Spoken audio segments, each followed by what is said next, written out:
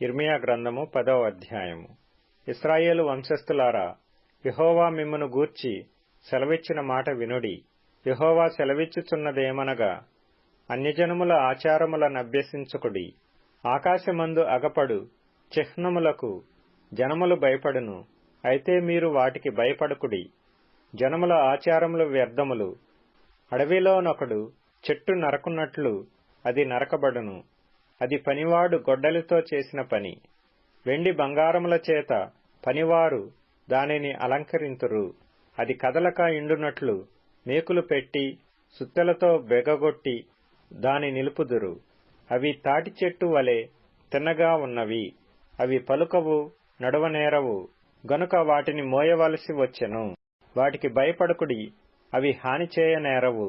మేలు చేయుట వాటి వలన కాదు.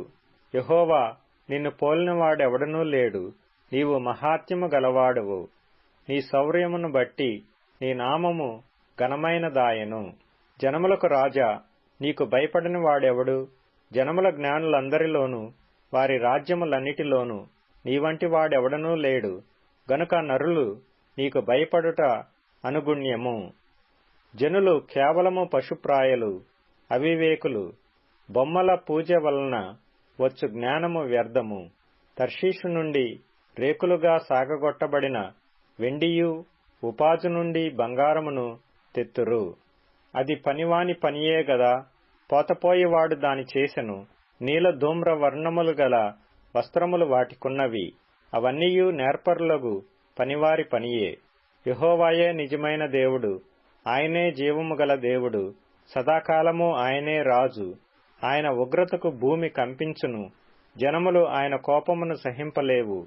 మీరు వారితో ఈలాగు చెప్పవలెను, ఆకాశమును భూమిని సృష్టింపని ఈ దేవతలు భూమి మీద నుండకుండను ఆకాశము క్రింద ఉండకుండను నశించును. ఆయన తన బలము చేత భూమిని సృష్టించెను. తన జ్ఞానము చేత ప్రపంచమును స్థాపించెను. తన ప్రజ్ఞ చేత ఆకాశమును విశాలపరచెను. ఆయన ఆజ్ఞనియ్యగా జలరాశులు ఆకాశ మండలములో పుట్టును. భూమి అంత భాగములలో నుండి ఆయన ఆవిరి ఎక్కజేయును. వర్షము కలుగునట్లుగా ఆయన మెరుపులు పుట్టించును. తన ధనాగారములలో నుండి గాలిని రావించును. తెలివిలేని ప్రతి మనుష్యుడు పశుప్రాయుడు. పోతపోయి ప్రతి వాడును తాను చేసిన విగ్రహమును బట్టి అవమానము నొందుచున్నాడు. అతడు పోతపోసినది మాయారూపము, అందులో ప్రాణమేమియూ లేదు.